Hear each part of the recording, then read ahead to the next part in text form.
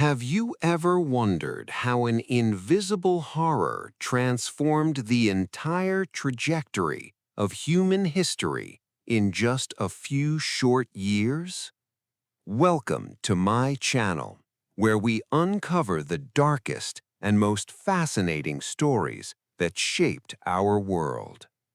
Today, we are diving deep into the grim history of the Black Death, the devastating pandemic that wiped out millions across Europe.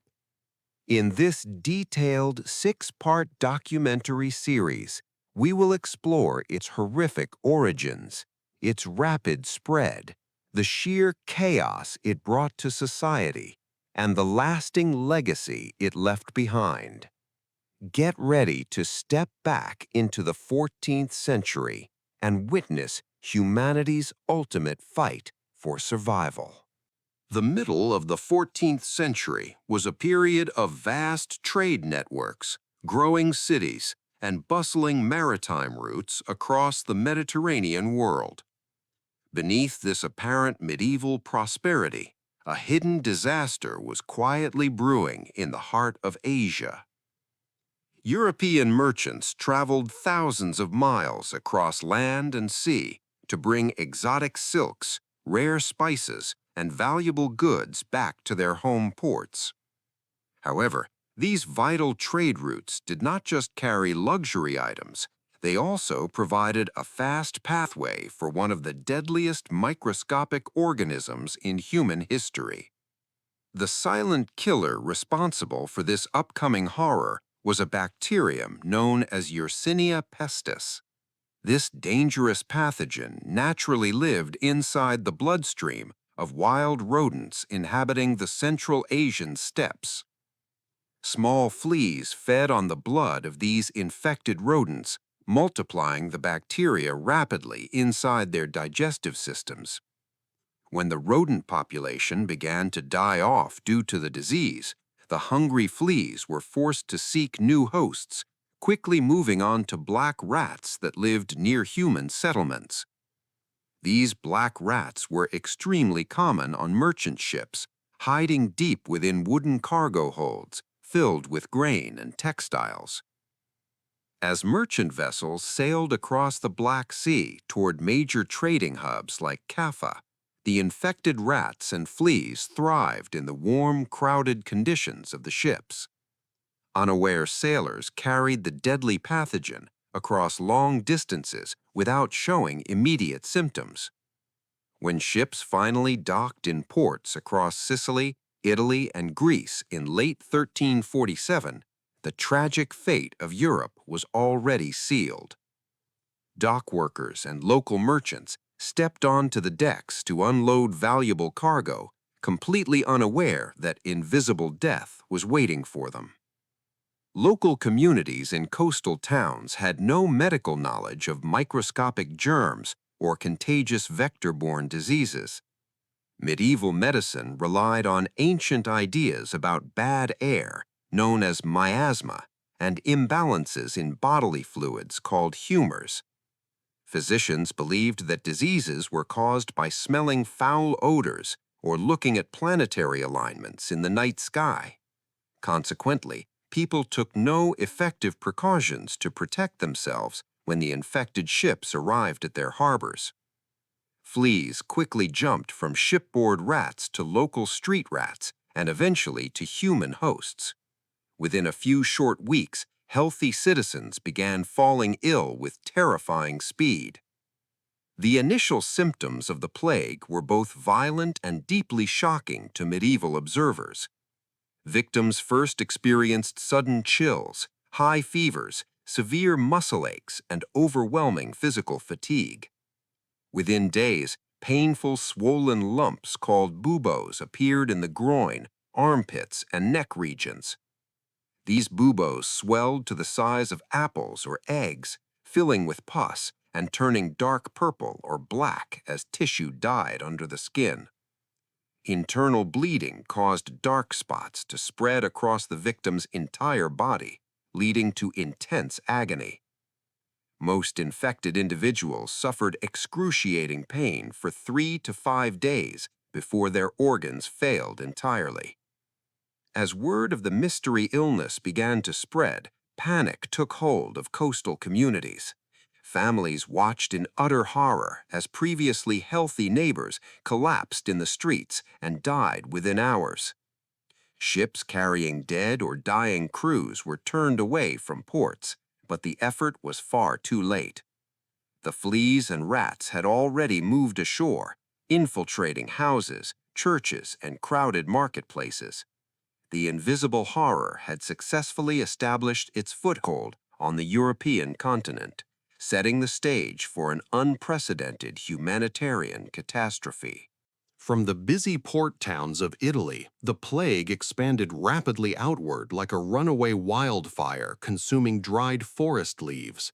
The interconnected trading roads of medieval Europe made it exceptionally easy for the infection to travel inland.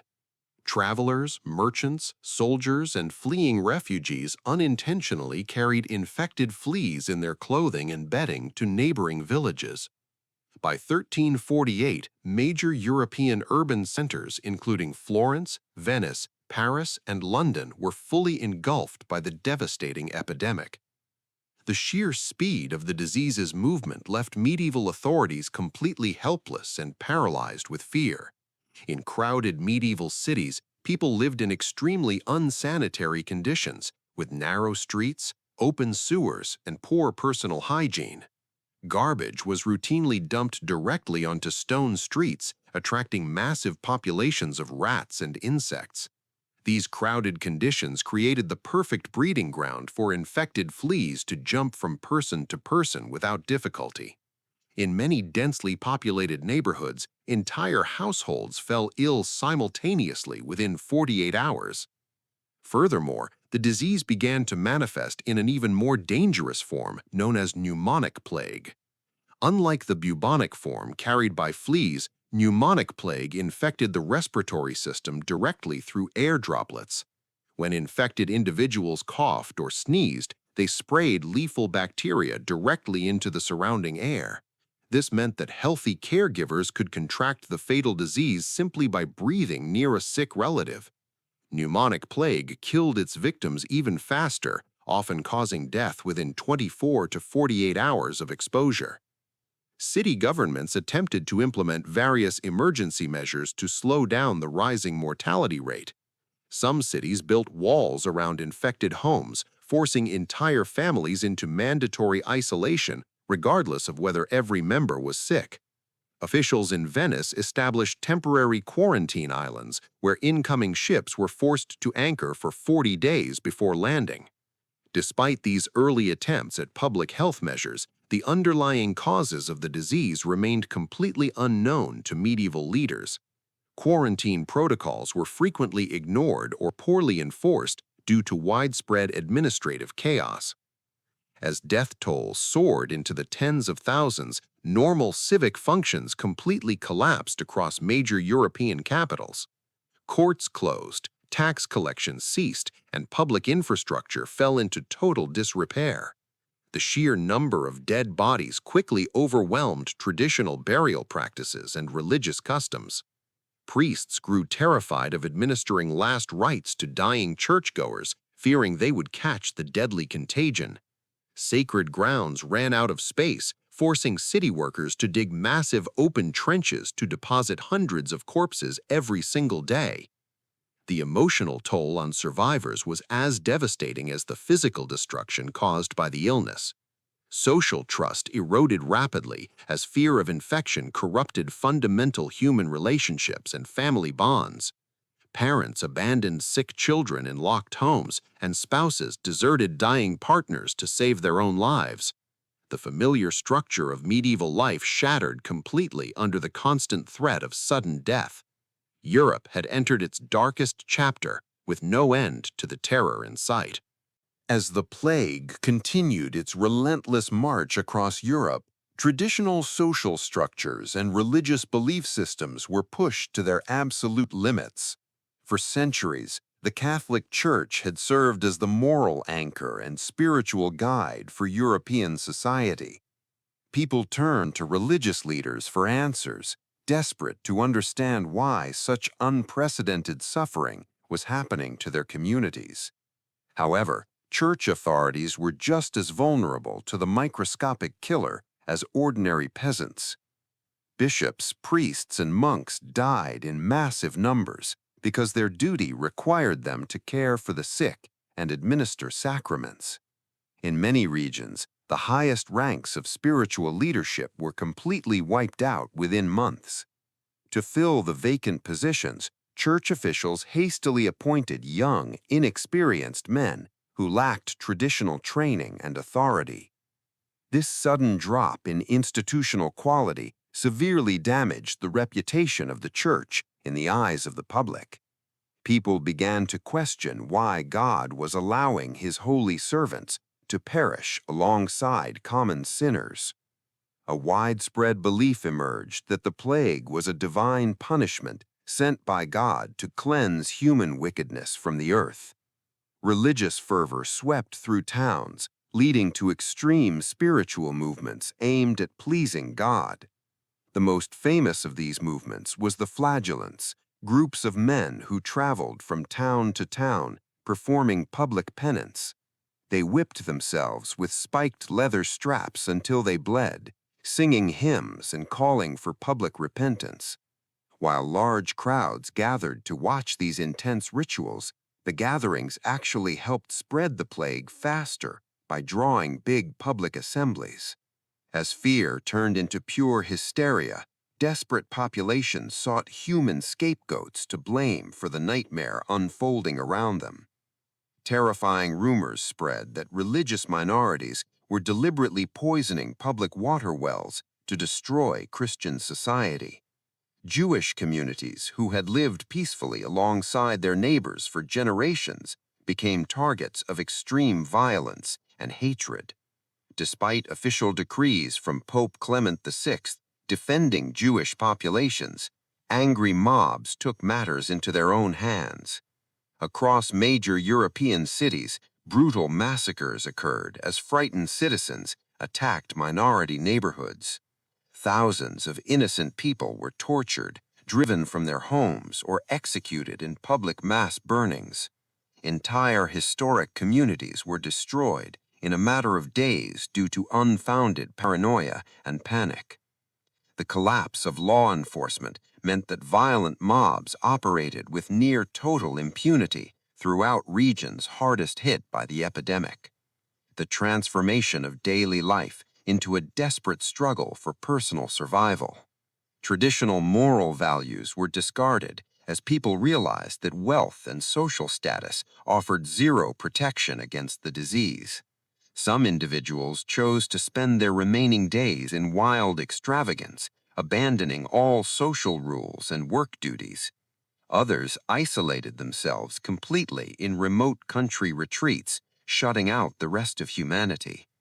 Medieval society had fractured into isolated individuals, driven entirely by fear, suspicion, and self-preservation. To modern observers, the medical response to the Black Death appears shocking, absurd, and deeply tragic. In the 14th century, Western medicine was dominated by the ancient writings of Galen and Hippocrates. Physicians believed that human health was governed by four primary body fluids: blood, phlegm, yellow bile, and black bile. Illness occurred whenever these four humors became unbalanced due to environmental factors or poor diet. When faced with a massive epidemic, medical practitioners attempted to restore bodily balance using aggressive techniques. Bloodletting was the most common treatment, where doctors cut veins or applied leeches to drain blood from weak patients. Physicians also sliced open painful buboes to drain fluid, which often caused severe secondary infections and accelerated death. Patients were forced to drink herbal mixtures containing crushed glass, mercury, or powdered dried snakes. None of these horrific procedures offered any actual medical benefit, and most actively shortened the victim's life. Another dominant scientific theory claimed that the plague was caused by bad air called miasma.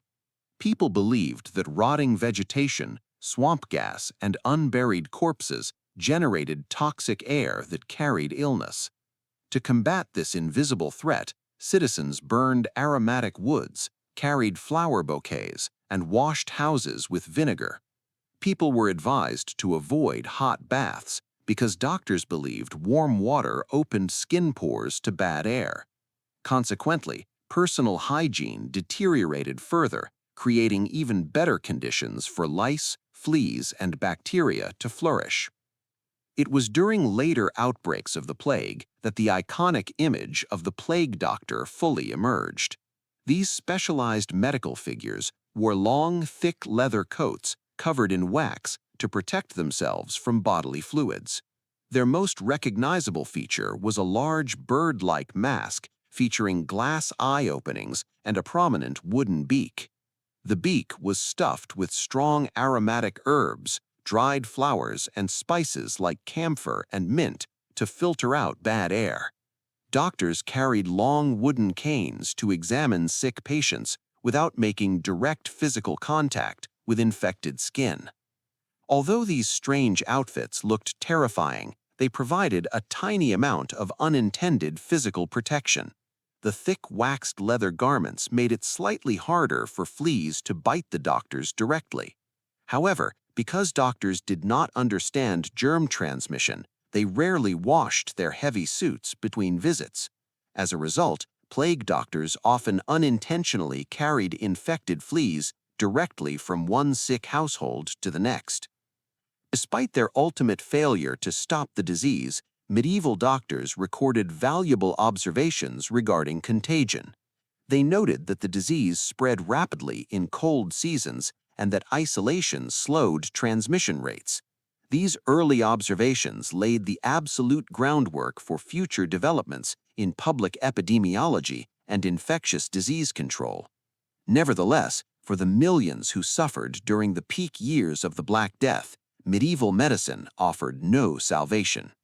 By the time the initial wave of the Black Death finally subsided in the early 1530s, the human cost was almost impossible to comprehend. Modern historians estimate that Europe lost between 30% and 60% of its total human population in under 5 years. Entire regions were completely depopulated, leaving behind empty villages, untended farms, and abandoned ghost towns. Major cities like Florence saw their population drop from over 90,000 residents to under 40,000. This incredible loss of human life altered the economic foundation of medieval Europe forever. Before the plague arrived, Europe suffered from severe overpopulation, low peasant wages, and high food prices. Wealthy landowners held absolute power over serfs who were legally bound to work the land for minimal reward. When half the labor force died off almost overnight, the traditional balance of power shifted dramatically in favor of surviving workers. Suddenly, agricultural labor became extremely scarce and highly valuable across the entire continent. Landowners were desperate to hire workers to harvest crops before fields rotted in the sun. Surviving peasants realized their sudden market leverage and demanded significantly higher wages and better living conditions.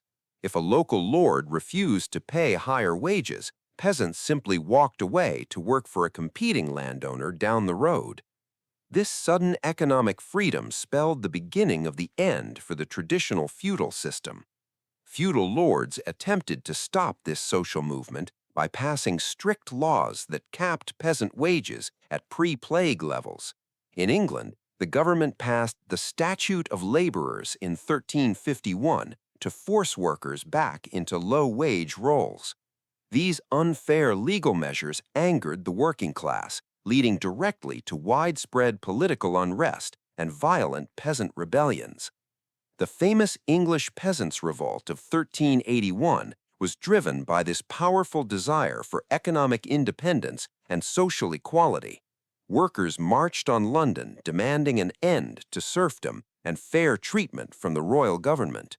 Similar working-class uprisings occurred across France, Italy, and Flanders during the late 13th century. Though many rebellions were suppressed violently, the old feudal system could never be fully restored to its pre-plague form. Furthermore, the sudden shortage of manual labor sparked a major wave of technological innovation across Europe. Industries could no longer rely on endless cheap labor, forcing inventors to build labor-saving mechanical devices. Improvements in watermill design, metallurgy, and agricultural machinery multiplied productivity across several sectors. This push for mechanical efficiency ultimately set the economic and technological stage for the upcoming European Renaissance. The initial wave of the Black Death ended around 1353, but the terrible disease did not vanish completely from the world.